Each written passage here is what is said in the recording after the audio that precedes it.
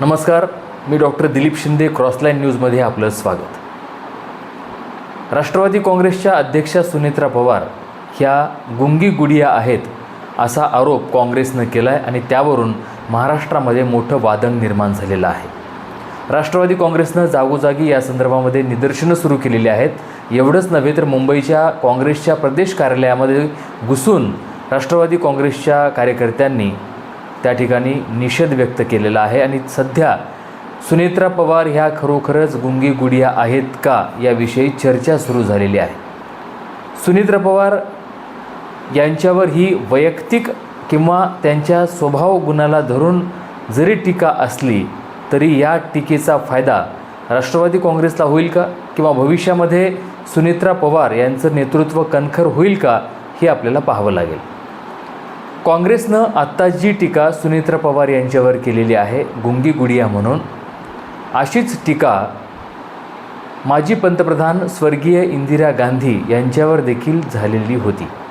1966ला त्या जेव्हा पंतप्रधान झाल्या तेव्हा समाजवादी नेते राम मनोहर लोहिया यांनी त्यांच्यावर गुंगी गुडिया असा एक आरोप केला होता किंवा त्यांच्यावर एक टीका केलेली होती. त्यावेळेस पंडित जवाहरलाल नेहरू यांच्यानंतर पंतप्रधान झालेल्या इंदिरा गांधी या स्वभावाने मवाळ होत्या, त्या कणखर नव्हत्या, कारण त्यांच्या भोवती एक काँग्रेसचं वर्तुळ होतं नेत्यांचं आणि त्या स्पष्ट बोलत नव्हत्या किंवा रोखठोक बोलत नव्हत्या. यावरून राम मनोहर लोहिया यांनी त्यांच्यावर गुंगी गुडिया म्हणून एक टीका केली होती त्यांच्या स्वभाव गुणावर. मात्र त्यानंतरच्या 5 वर्षाच्या काळात इंदिरा गांधींनी आपल्या स्वकर्तृत्वातून गुंगी गुडिया हा जो एक ठसा त्यांच्यावर लावण्यात आलेला होता तो ठसा त्यांनी पुसून लावला. भारत पाकिस्तान युद्ध असेल, बांगलादेशची स्वतंत्र निर्मिती असेल किंवा बँकांचं राष्ट्रीयीकरण असेल, त्यांच्या भोवतालचे जे काही कोंडाळं नेत्यांचं तयार झालेलं होतं, त्यानंतरची काँग्रेसमधली फाटाफूट, या संदर्भामध्ये त्यांनी जे काम केलं त्यावरून त्या एक देशाच्या कणखर पंतप्रधान म्हणून समोर आल्या. तद्वतच आत्ता 2026ला उपमुख्यमंत्री आणि राष्ट्रवादी काँग्रेसचे नेते अजित पवार यांच्या अकाली निधनानंतर पक्ष नेतृत्वाची धुरा ही सुनेत्रा पवार यांच्या खांद्यावर आली. सुरुवातीच्या काळामध्ये अंतर्गत कलह देखील आपल्याला पाहायला मिळाले की राष्ट्रवादीचं नेतृत्व नेमकं कुणाकडं यावरून वादंग होईल अशी एक परिस्थिती निर्माण झालेली होती. परंतु त्यावर देखील सुनेत्रा पवार यांनी मार्ग काढत आपणच या पक्षाच्या नेत्या आहोत हे त्यांनी दाखवून दिलेलं आहे. पण महाराष्ट्राच्या उपमुख्यमंत्री म्हणून त्या जेव्हा काम करत आहेत किंवा राष्ट्रवादी काँग्रेस पक्षाच्या अध्यक्षा म्हणून त्या जेव्हा काम करत आहेत तेव्हा त्या कुठेही आत्तापर्यंत आक्रमक किंवा मोठ्या आवाजात बोललेल्या किंवा धडाडीची भूमिका त्यांनी अद्यापपर्यंत दाखवलेली नाही. आणि सुनेत्रा पवार यांना काँग्रेसनं जे गुंगी गुडिया म्हणून ठरवलेलं आहे याचं कारण असं आहे की काही दिवसांपूर्वीच बीडमध्ये त्या पालकमंत्री म्हणून जेव्हा गेल्या तेव्हा त्यांनी घेतलेली पत्रकार परिषद आणि त्या पत्रकार परिषदेमध्ये बीडमध्ये कायदा सुव्यवस्था यावर एका पत्रकाराने विचारलेला प्रश्न आणि त्या पत्रकाराला धनंजय मुंडे यांनी इशारा करून गप्प बसवणे आणि लगेच ती पत्रकार परिषद संपवणे. त्यावेळी सुनेत्रा पवार यांनी कोणतीही भूमिका न घेता त्या देखील गपगुमानपणे उठून गेल्या. त्यामुळं काँग्रेसनं सुनेत्रा पवार ह्या गुंगी गुडिया आहेत असा आरोप केलेला आहे. कारण सुनेत्रा पवार यांनी कोणतीही भूमिका घेतलेली नाही किंवा त्या बोलल्या नाहीत आणि कारभार किंवा सूत्र दुसरेच कोणीतरी हलवतो आहे अशा पद्धतीनं काँग्रेसनं हा आरोप केलेला आहे. काँग्रेसचा आरोप निश्चितपणे सुनेत्रा पवार आणि राष्ट्रवादी काँग्रेस यांना झोंबलेला असेलच आणि त्याच अनुषंगानं राष्ट्रवादी काँग्रेसच्या कार्यकर्त्यांनी आणि पदाधिकाऱ्यांनी जागोजागी निषेध करायला सुरुवात केलेली आहे. आता प्रश्न असा आहे की काँग्रेसनं जर सुनेत्रा पवार यांना गुंगी गुडिया असे संबोधलं असेल तर खरोखरच त्या गुंगी गुडिया आहेत का?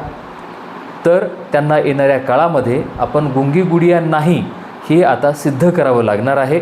आणि मला वाटतं की काँग्रेसनं एक सुवर्ण संधी राष्ट्रवादी काँग्रेस आणि सुनेत्रा पवार यांना आणून दिलेली आहे.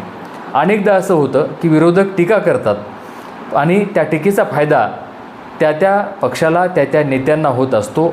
असे अनुभव आपण अनेकदा बघितलेले आहेत आणि ह्या टीकेची संधी, ही टीका एक संधी म्हणून राष्ट्रवादी काँग्रेस किंवा सुनेत्रा पवार त्याकडे पाहतील का, हा एक फार मोठा प्रश्न आहे. कारण येणाऱ्या काळामध्ये उपमुख्यमंत्री म्हणून आणि राष्ट्रवादी काँग्रेसच्या सक्षम नेत्या, खंबीर नेतृत्व म्हणून सुनेत्रा पवार पुढे येणार आहेत का, त्या पुढे येतील का, आणि जर त्या स्वकर्तृत्वानं पुढं आल्या तर आत्ता जे आरोप काँग्रेसनं सुनेत्रा पवार यांच्यावर केलेले आहेत ते पुसण्याची संधी सुनेत्रा पवार यांच्याकडे आहे. आणि जर सुनेत्रा पवार यांनी आपण कणखर आहोत हे जर सिद्ध केलं तर येणाऱ्या काळामध्ये महाराष्ट्रातली राजकीय समीकरणं देखील बदलू शकतात. सध्या महाराष्ट्रामध्ये महायुतीचं सरकार आहे. राष्ट्रवादी काँग्रेस, अजित पवार गट, शिवसेना, एकनाथ शिंदे गट आणि भाजपा या तिघांची महायुती सध्या सत्तेमध्ये आहे.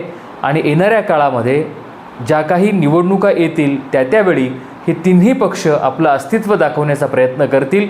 त्या अस्तित्वाच्या लढाईमध्ये अजित पवारांच्या नंतर सुनेत्रा पवार यांना देखील आपलं अस्तित्व टिकवून ठेवण्याचं मोठं आव्हान त्यांच्या समोर असेल.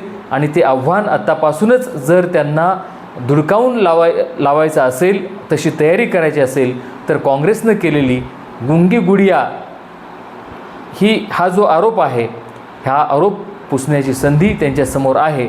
येणाऱ्या काळामध्ये सुनेत्रा पवार नेमकी काय भूमिका घेतात, आत्ता तर त्यांनी वेळ येईल तेव्हा आपण उत्तर देऊ अशी भूमिका घेतलेली आहे. येणाऱ्या काळामध्ये त्यांना आपला खंबीरपणा, आपलं कार्यकर्तृत्व दाखवावं लागणार आहे. पक्ष संघटन, कार्यकर्त्यांमध्ये, पदाधिकाऱ्यांमध्ये आत्मविश्वास त्यांना निर्माण करावा लागणार आहे. आणि मला वाटतं की गुंगी गुडिया ही त्यांच्या ह्या कार्यकर्तृत्वाची सुरुवात असू शकते. यापुढं काय होईल येणारा काळ आपल्याला सांगणार आहे. आपण त्यावर पुन्हा भाष्य करूया. पुन्हा भेटूया एका नवीन विषयासह. आपण आता यानंतर दररोज वेगवेगळे विषय घेऊन आम्ही आपल्यासमोर येणार आहोत. दररोज एक वेगळं सदर असेल, एक नवा विषय असेल, जो विषय आपल्याला निश्चितपणे आवडेल. आजचा विषय जर आपल्याला आवडला असेल तर निश्चितपणे चॅनल सबस्क्राईब करा. हा व्हिडिओ आपल्या जवळच्या मित्रांना, परिवाराला पाठवा आणि लाईक करायला विसरू नका. कमेंट देखील करा. नमस्कार.